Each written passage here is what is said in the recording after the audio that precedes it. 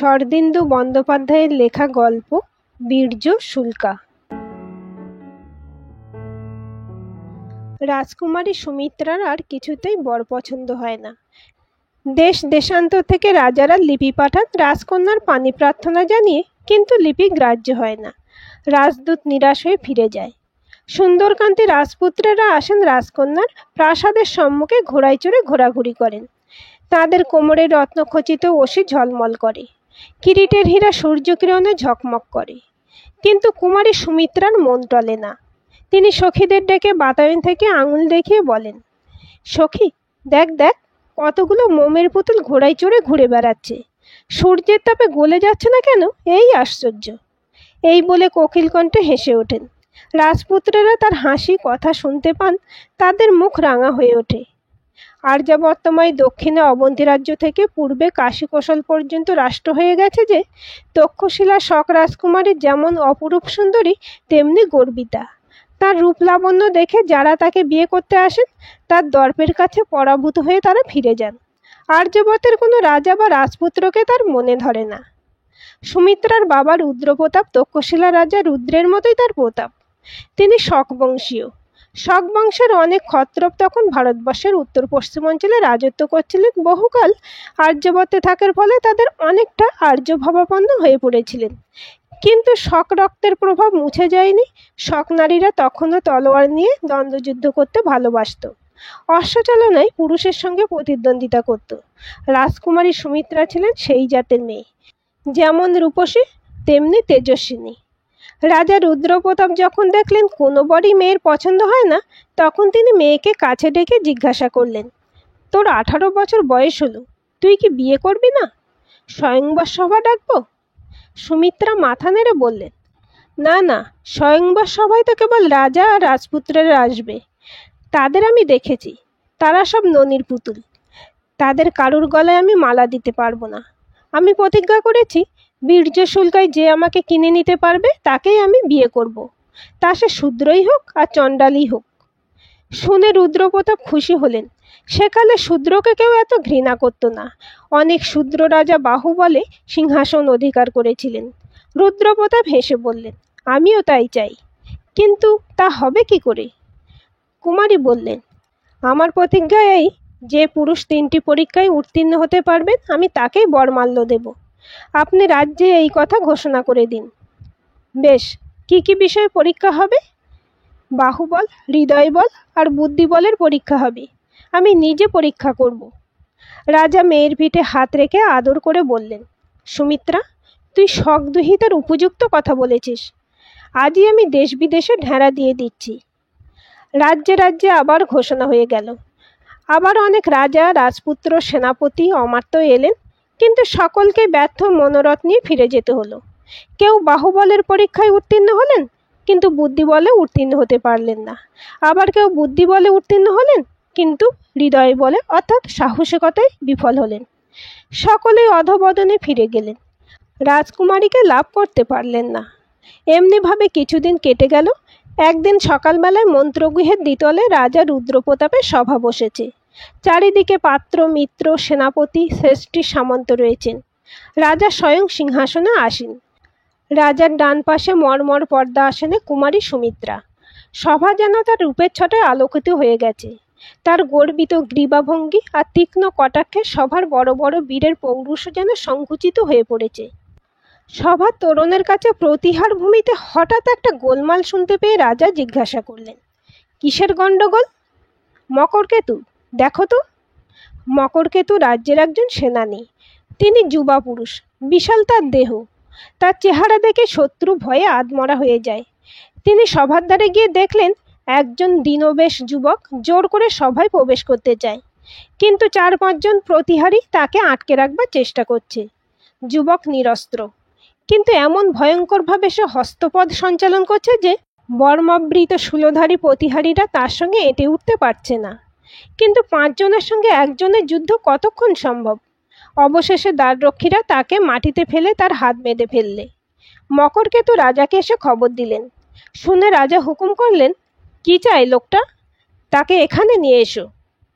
তখন 2 জন প্রতিহারী লোকটিকে নিয়ে রাজার সম্মুখে হাজির হলো।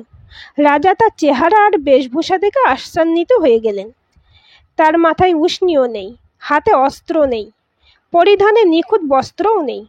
রক্ষীদের সঙ্গে লড়াই করতে গিয়ে ছিঁড়ে গেছে সর্বাঙ্গ ধুলা, কিন্তু তবু ছিন্ন আর ধুলির আভরণের ভিতর দিয়ে অপরূপ সুঠাম দেহপ্রভা প্রকাশ পাচ্ছে। দেহ রোগাও নয়, মোটাও নয়, পেশিগুলি প্রতি অঙ্গ সঞ্চালনে সাপের মতো খেলে বেড়াচ্ছে। মাথার কোঁকড়া চুল কাঁধ পর্যন্ত এসে পড়েছে। গায়ের রং নতুন কচি ঘাসের মতো শ্যাম, মুখে একটা খামখেয়ালি বেপরোয়া ভাব। রাজা জিজ্ঞাসা করলেন, তুমি কে? তোমার দেশ কোথায়? বন্দি একবার রাজার দিকে চাইলে, একবার রাজকন্যার দিকে চাইল, তারপর বললে, আমি এ রাজ্যে আগন্তুক, আমার দেশ বঙ্গ। রাজা বললেন, বঙ্গদেশের নাম শুনেছি বটে, আর্যাবর্তের পূর্ব সীমান্তে সেই রাজ্য। শুনেছি সে দেশের লোকেরা পাখির ভাষায় কথা বলে। বন্দি গম্ভীরভাবে বললে, মহারাজ ঠিক ধরেছেন, বঙ্গদেশের লোক কোকিলের ভাষায় কথা বলে। এত মধুর ভাষা পৃথিবীতে আর নেই। রাজা উত্তর শুনে ভারী আশ্চর্যিত হলেন, একটু খুশিও হলেন। প্রতিহারীদের বললেন, বাঁধন খুলে দাও। বন্ধনমুক্ত হয়ে যখন সে সোজা হয়ে দাঁড়ালো, তখন এই ছিন্নবেশ বিদেশি যুবার চেহারা দেখে কুমারী সুমিত্রার তীব্রোজ্জ্বল চোখ দুটি ক্ষণকালের জন্য নত হয়ে পড়ল। তিনি উত্তরীয়টি ভালো করে গায়ে জড়িয়ে নিলেন। রাজা বললেন, বিদেশি, তুমি বহু দূর থেকে এসেছো, তোমার বস্ত্র ছিন্ন দেখছি, তুমি কি অর্থ চাও? বিদেশি হাসল, বললে, না মহারাজ, আমি অর্থ চাই না, অর্থের আমার প্রয়োজন নেই। আমি অন্য এক মহার্ঘ রত্নের সন্ধানে এ রাজ্যে এসেছি। বিস্মিত রাজা জিজ্ঞাসা করলেন, তোমার নাম কি, পরিচয় কি? বিদেশি বললে, আমার নাম চণ্ড, আমি তালিবনশ্যাম সমুদ্র মেখলা বঙ্গভূমির একজন অজ্ঞ সন্তান। এইটুকুই আমার পরিচয় বলে ধরে নিতে পারেন। রাজা বললেন, ভালো, এখন জোর করে আমার সবাই ঢুকতে চেয়েছিলে কেন? তার কারণ বলো। চণ্ড বললে, মহারাজ, আপনার রাজ্যে প্রবেশ করে শুনলাম যে কুমারী সুমিত্রা বীর্য শুল্কা হতে চান, তাই আমি নিজের বীর্যের পরীক্ষা নিয়ে তাকে লাভ করতে এসেছি। বলে পূর্ণ দৃষ্টিতে সুমিত্রার দিকে তাকালো। শুনে কুমারীর মুখ লাল হয়ে উঠল। মন তার ক্ষণকালের জন্য বিদেশের প্রতি কোমল হয়েছিল, আবার কঠিন হয়ে উঠল। একজন সামান্য লোক তাকে লাভ করবার দুরাশা রাখে? সঙ্গে সঙ্গে তার মনে পড়ল যে ভারতবর্ষের সকল রাজ্য থেকে রাজা বা রাজপুত্র তার পাণিপ্রার্থী হয়ে এসেছে, শুধু বঙ্গদেশ থেকে কেউ আসেনি। বঙ্গদেশের রাজপুত্ররা কি এতই দর্পিত যে নিজে না আসে একজন ভিক্ষুককে তার পাণিপ্রার্থী করে পাঠিয়েছে? অপমানে তার দুচোখ জ্বলে উঠল। সভাসদরা চণ্ডের এই অদ্ভুত স্পর্ধা দেখে মুহূর্তের জন্য স্তম্ভিত হয়ে গিয়েছিলেন। তারপর সকলের সমবেত অট্টহাস্যে সভা ভরে গেল। রাজা রুদ্রপ্রতাপ কিন্তু হাসলেন না। তিনি আরক্ত চোখে মকরকেতুকে আঙুল দেখিয়ে বললেন, এটাকে সভার বাইরে নিক্ষেপ করো। মকরকেতু সবচেয়ে বেশি জোরে হাসছিলেন। হাসির ধাক্কায় তার বিরাট দেহ দুলে দুলে উঠছিল। তিনি হাসতে হাসতে চণ্ডকে সভার বাইরে নিক্ষেপ করতে অগ্রসর হলেন। কিন্তু তার গায়ে হাত দিতে না দিতেই এক অদ্ভুত ব্যাপার হলো। চণ্ড দুই হাতে মকরকেতুর কোমর ধরে তাকে মাথার ঊর্ধ্বে তুলে অবলীলাক্রমে গবাক্ষের পথে নিচে ফেলে দিয়ে রাজার সম্মুখে ফিরে এসে বললে, মহারাজ, আপনার আজ্ঞা পালিত হয়েছে। সভা নির্বাক। রুদ্রপ্রতাপের মুখে কথা নেই। চণ্ড এমনভাবে এসে দাঁড়িয়ে আছে যেন সে বিশেষ কিছুই করেনি। এরকম সে রোজই করে থাকে। সকলে ভাবছে, এ কি আশ্চর্য ব্যাপার! মকরকেতুকে যে ব্যক্তি একটা তুলোর বস্তার মতো তুলে ফেলে দিতে পারে, তার গায়ে কি অসীম শক্তি! সভাসুদ্ধ লোক বিস্ফারিত চোখে চণ্ডের মুখের পানে চেয়ে রইল। এতক্ষণে সুমিত্রা কথা কইলেন। নিস্তব্ধ সভাগৃহে তার কণ্ঠস্বর বীণার মতো বেজে উঠল। ঈষৎ ভ্রুভঙ্গি করে তিনি ধীরে ধীরে বললেন, বিদেশি, তোমার দেশে কি রাজা নেই? চণ্ড বলে, রাজা আছেন বই কি রাজকুমারী, তার প্রতাপে প্রাগজ্যোতিষ থেকে কোশল পর্যন্ত কম্পমান। সুমিত্রা বললেন, বটে, তবে কি তিনি প্রবীণ? চণ্ড বললে, হ্যাঁ, তিনি প্রবীণ। সুমিত্রা প্রশ্ন করলেন, তার কি পুত্র নেই? চণ্ড মৃদু হাসল, আছে, শুনেছি যুবরাজ ভট্টরক পরম রসিক, তবে তিনি পিতার মতো বীর কিনা বলতে পারি না। সুমিত্রার কণ্ঠে চাপা শ্লেষ এতক্ষণে স্ফুরিত হয়ে উঠল। তিনি তীক্ষ্ণ হাসি হেসে বললেন, তাই বুঝি তোমাদের রসিক যুবরাজ একজন মল্লকে তার প্রতিনিধি করে পাঠিয়েছেন? চণ্ড মাথা নেড়ে বললে, না, আমি স্বেচ্ছায় এসেছি। তাছাড়া আমি মল্ল নই। আমার দেশে সকলেই আমার চেয়ে বেশি বলবান, তাই আমি লজ্জায় দেশ ছেড়ে চলে এসেছি। এই বলে কপট লজ্জায় মাথা নিচু করলে। কুমারী সুমিত্রা অধর দংশন করলেন। এই লোকটার সঙ্গে কথাতেও পারবার জো নেই। যে ব্যক্তি এইমাত্র মহাকায় মকরকেতুকে জানালা দিয়ে গলিয়ে ফেলে দিয়েছে, তার মুখে একথা পরিহাস ছাড়া আর কিছুই নয়। কুমারী অল্পকাল চিন্তা করে বললেন, ভালো, তুমি মল্ল হও বা না হও, ভার উত্তোলন করতে পারো বটে। আমি প্রতিজ্ঞা করেছি, 3টি পরীক্ষায় যে উত্তীর্ণ হতে পারবে তাকেই আমি বড় মাল্য দেব, তা সে পামরি হোক আর চণ্ডালী হোক। কিন্তু ভার উত্তোলন করাই বাহুবলের প্রমাণ নয়। উষ্ট্র ভার বহন করতে পারে। তুমি বাহুবলের আর কি প্রমাণ দিতে পারো? চণ্ড বললে, মানুষের যা সাধ্যি আমিও তাই পারি। পারো? বেশ, আমার এই মুঠির মধ্যে একটা মুক্তো আছে, মুঠি খুলে মুক্তোটি নিতে পারো? এই বলে সুমিত্রা মৃণালের মতো ডান হাতখানি বাড়িয়ে দিলেন। অনেক রাজপুত্রই রাজদুহিতার মুঠি খুলতে না পেরে লজ্জায় দেশ ছেড়ে পালিয়ে গিয়েছিলেন। চণ্ড তার সামনে গিয়ে দাঁড়ালো। ক্ষুব্ধ স্বরে বললে, রাজকুমারী, এ পুরুষের উপযুক্ত পরীক্ষা নয়। আমাকে অকারণ লজ্জা দিচ্ছেন কেন? এই বলে সে বাঁ হাতে 2টি আঙুল দিয়ে রাজকুমারীর মুঠির দুদিক চেপে ধরলে। রাজকুমারী একবার শিউরে উঠলেন। তারপর তার মুঠি আস্তে আস্তে খুলে গেল। মুক্তাটি হাত থেকে তুলে নিয়ে চণ্ড বললে, আজ থেকে এই মুক্তটি আমার কর্ণের ভূষণ হলো। রাজকুমারীর মুখ বিবর্ণ হয়ে গেল। তিনি কিছুক্ষণ বিহলে চোখে নিজের পানে চেয়ে রইলেন। তারপর উঠে দাঁড়িয়ে অবরুদ্ধ স্বরে বললেন, প্রথম পরীক্ষায় তুমি উত্তীর্ণ হয়েছ, বাকি 2 পরীক্ষা আজ অপরাহ্নে হবে। এই বলে তিনি দ্রুতপদে সভা ছেড়ে চলে গেলেন। নিজের শয়ন ঘরে গিয়ে রাজকুমারী বিছানায় শুয়ে কাঁদতে লাগলেন। এমন লাঞ্ছনা তিনি জীবনে ভোগ করেননি। কোথাকার এক পরিচয়হীন অখ্যাত লোক এসে অবহেলা ভরে বাঁ হাতে তার মুঠি খুলে দিলে। কি কঠিন তার আঙুল, যেন লোহা দিয়ে তৈরি। সেই আঙুল রাজকুমারীর মুঠে স্পর্শ করা মাত্র যেন অবশ হাত আপনি খুলে গেল। কেন এমন হলো? ও কি ইন্দ্রজাল জানে?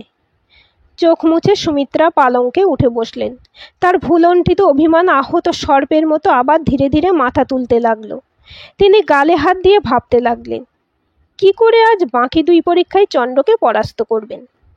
বেলা 3য় প্রহরে তুর্য দামামা বাজবা মাত্র রাজা রাজ্যের বড় বড় প্রবীণ আমত্তরা রাজ উদ্যানে সমবেত হলেন।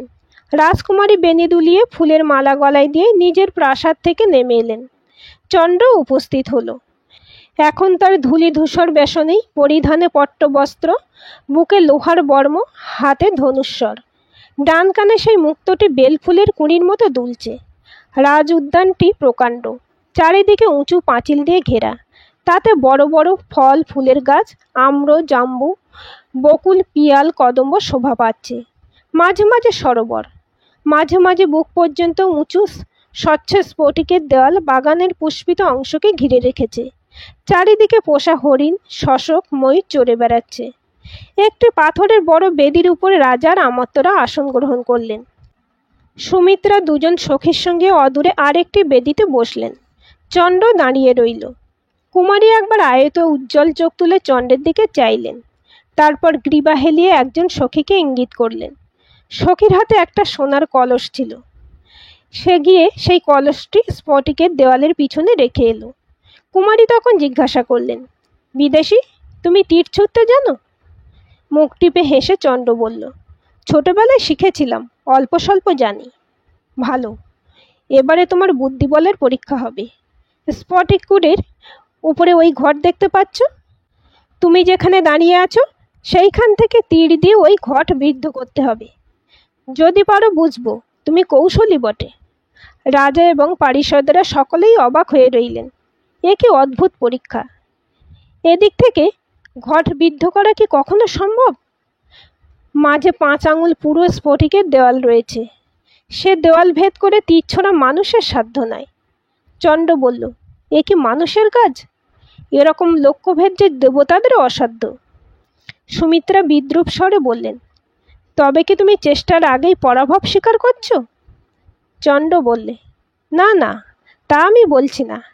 আমি বলছি যে আপনি মানুষের অসাধ্য কাজ দিয়ে আমাকে দেব পদবী দান করছেন। রাজকুমারী তীক্ষ্ণ স্বরে জিজ্ঞাসা করলেন, তবে কি তুমি পারবে বলে মনে হয়?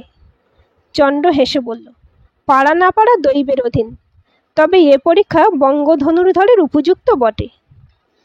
চণ্ড সযত্নে ধনুকে গুণ পড়ালে, ঈষৎ টঙ্কার দিয়ে দেখলে গুণ ঠিক হয়েছে কিনা। তারপর আকাশের দিকে চেয়ে আস্তে আস্তে ধনুকে স্বর সংযোগ করলে। গাছের পাতা নড়ছে না, বাতাস স্থির। দর্শকেরাও চিত্তার্পিতের মতো বসে দেখছেন। চণ্ড ধীরে ধীরে ধনুক ঊর্ধ্বে তুললে। একবার সুবর্ণ ঘটের দিকে চেয়ে দেখলে, তারপর জ্যামুক্ত তীর আকাশের দিকে ছুটে চলল। তীর আতশবাজির মতো সোজা আকাশে উঠে পাক খেয়ে নক্ষত্র বেগে নিচের দিকে মুখ করে নেমে আসতে লাগলো। ডং করে একটা শব্দ হলো। সকলে মুগ্ধ হয়ে দেখলেন তীরটি সোনার কলসের গায়ে বিঁধে আছে। রাজকুমারী এতক্ষণ রুদ্ধশ্বাসে বসে দেখছিলেন। তার বুক থেকে একটি কম্পিত দীর্ঘশ্বাস বার হয়ে গেল। বুক দুরু দুরু করে কাঁপতে লাগলো। আশঙ্কায় কি আনন্দে বুঝতে পারলেন না। চণ্ডের কপালেও ঘাম দেখা দিয়েছিল। সে ঘাম মুছে জিজ্ঞাসা করল, রাজকন্যা, আদেশ পালন করতে পেরেছে কি? রাজকন্যার গলা কেঁপে গেল। তিনি বললেন, পেরেছ। একটু থেমে বললেন, এবারে শেষ পরীক্ষা। চণ্ড যেন একটু ক্ষুণ্ণ হয়ে বললে, এরই মধ্যে শেষ পরীক্ষা? আমার ইচ্ছা হচ্ছে সারা জীবন ধরে আপনার কাছে পরীক্ষা দিই। সুমিত্রার বুক আবার দুরু দুরু করে উঠল, কিন্তু তিনি নিজেকে সংযত করে বললেন, শেষ পরীক্ষা এই, আমি এই বনের মধ্যে দৌড়ে যাব। 10 গুনতে যতক্ষণ সময় লাগে ততক্ষণ পরে তুমি আমার পশ্চাৎ ধাবন করবে। তোমার হাতে একটা তীর আর একটা ধনুক থাকবে। তুমি যদি আমাকে স্পর্শ করতে পারো তাহলে তোমার জিত, আর আমি যদি ফিরে এসে এই বেদে স্পর্শ করতে পারি তাহলে তোমার হার। আমার গতিরোধ করবার জন্য তুমি অস্ত্র নিক্ষেপ করতে পারো, কিন্তু যদি আমার অঙ্গ থেকে এক বিন্দু রক্ত বার হয় তাহলে তদণ্ডেই তোমার প্রাণ যাবে। চণ্ড বললে, মানবী মৃগয়া আমার জীবনে এই প্রথম। ভালো, তাই হোক। হরিণীর মতো ক্ষিপ্র চঞ্চল পদে কুমারী সুমিত্রা বনের গাছপালার মধ্যে মিলিয়ে গেলেন। 10 গোনা শেষ হলো। চণ্ড তীরধনুক হাতে শিকারীর মতো তাকে অনুসরণ করল। চণ্ড খুব দ্রুত দৌড়তে পারে, কিন্তু রাজকুমারীর সঙ্গে পাল্লা এসে পিছিয়ে পড়তে লাগলো। ক্রমে উদ্যানের গাছপালা যতই ঘন হতে আরম্ভ করলো, ছায়াও তত গভীর হতে লাগলো। তার ভিতরে দিয়ে পলায়মান সুমিত্রার শুভ্র অঞ্চল আর উড্ডীন বেনি দেখা যেতে লাগলো, কিন্তু ক্রমে আর তাও দেখা যায় না। চণ্ড বুঝলে সুমিত্রার সঙ্গে সে দৌড়ে পারবে না। হাজার হোক তিনি নারী, তার শরীর লঘু। এদিকে চণ্ডের গায়ে লোহার বর্ম। এ অবস্থায় কেবল পশ্চাৎধাবন করে কুমারীকে ধরা অসম্ভব। চণ্ড তখন যে পথে রাজকুমারীর ফেরার সম্ভাবনা সেই দিকে যেতে লাগলো। ছায়ায় অস্পষ্ট বন, ফুলের গন্ধে বাতাস যেন ভারী হয়ে আছে। অগণ্য গাছের শ্রেণীতে বেশি দূর পর্যন্ত দেখা যায় না। সংশয় ভরা মন নিয়ে খানিক দূর যাওয়ার পর হঠাৎ চণ্ড দেখলে সুমিত্রা তার দিকেই ছুটে আসছে। কিন্তু কাছাকাছি এসে সুমিত্রাও চণ্ডকে দেখতে পেলেন। উচ্চ হাস্য করে তিনি আবার বিপরীত দিকে ছুটলেন, কিন্তু চণ্ড তখন তার খুব কাছে এসে পড়েছে। তার দৃষ্টি ছাড়িয়ে পালানো আর সম্ভব নয়। তবু চণ্ড পিছিয়ে পড়তে লাগলো। 10 হাতের ব্যবধান 15 হাতে দাঁড়ালো। সুমিত্রার পা যেন মাটিতে পড়ছে না। তিনি যেন পাখির মতো শূন্যে উড়ে চলেছেন। মাঝে মাঝে থমকে দাঁড়িয়ে পিছু ফিরে চাইছেন, আর কলকণ্ঠে হেসে আবার দৌড়চ্ছেন। ক্রমশ ব্যবধান যখন আরও বেড়ে গেল, তখন চণ্ড মনে মনে স্থির করে নিলে আর রাজকুমারীকে চোখের আড়াল করা চলবে না। সে দৌড়তে দৌড়তে ধনুকে স্বর যোজনা করলে, তারপর শুভ মুহূর্তের জন্য সতর্ক হয়ে রইল। এবার একটা মোটা গাছের পাশ দিয়ে যেতে যেতে সুমিত্রা নিমেষের জন্য থেমে পিছু ফিরে চাইলেন। এই সুযোগের জন্য চণ্ড অপেক্ষা করছিল। পলকের মধ্যে তার তীর ছুটল। সুমিত্রা যখন আবার পা বাড়ালেন তখন দেখলেন তার চলার শক্তি নেই। চণ্ডের তীর তার বেনি ভেদ করে গাছের গুঁড়িতে বিঁধে গেছে। চণ্ড ছুটে এসে তীর উপরে রাজকুমারীর বেনি মুক্ত করে দিল। হাসতে হাসতে তার মুখের দিকে চেয়ে দেখল, তার চোখে জল। চণ্ডের মুখ বিষণ্ণ হয়ে গেল। সে ক্ষণকাল চুপ করে থেকে আস্তে আস্তে বললে, দেবী, আমি এখনো আপনার অঙ্গ স্পর্শ করিনি। যদি আপনি আমার মতো লোকের গলায় মালা দিতে না চান, আমি শেষ পরীক্ষায় হেরে যেতে রাজি আছি। আপনি যান, বেদিয়ে স্পর্শ করুন গিয়ে। সুমিত্রা নতজানু হয়ে সেইখানে বসে পড়লেন। বাষ্পরুদ্ধ স্বরে বললেন, প্রথম দর্শনেই আমার মন বুঝেছিল যে তুমি আমার স্বামী। শুধু অহংকার আমাকে অন্ধ করে রেখেছিল। আর্যপুত্র, বীর্যশুলকে তুমি আমাকে জয় করেছ, তবু স্বেচ্ছায় আমি তোমার পায়ে আত্মসমর্পণ করছি। চণ্ডের মুখ হাসিতে ভরে গেল। সুমিত্রাকে ধরে তুলে সে বলল, সুমিত্রা। সুমিত্রা গলা থেকে মালা খুলে তার গলায় পরিয়ে দিলেন। তারপর আবার নতজানু হয়ে বরকে প্রণাম করলেন। চণ্ড হেসে বলল, সুমিত্রা, তুমি রাজকন্যা, দরিদ্রের পর্ণকুটিরে তোমার কষ্ট হবে না? সুমিত্রা চোখ নিচু করে বললেন, তোমার মতো স্বামী যার, পর্ণকুটিরে থেকেও সে রাজরাজেশ্বরী। আর্যপুত্র, আমাকে তোমার তালিবনশ্যাম বঙ্গদেশে নিয়ে চলো। চণ্ড বললে, সুমিত্রা, তোমার সঙ্গে আমি প্রতারণা করেছি। বলেছিলাম মনে আছে, বঙ্গদেশের রাজকুমার রসিক। আমি তোমাদের সঙ্গে একটু রসিকতা করেছি। আমার সত্যিকারের নাম চন্দ্র। আমার একটি ছোট্ট বোন আছে, সে চন্দ্র উচ্চারণ করতে পারে না, চণ্ড বলে। তাই বিস্ময় উৎফুল্ল চোখে চেয়ে সুমিত্রা বললেন, তুমিই তবে বঙ্গের রাজপুত্র? হ্যাঁ, কিন্তু রাজপুত্র বলে তোমার মালা ফিরিয়ে নিও না যেন।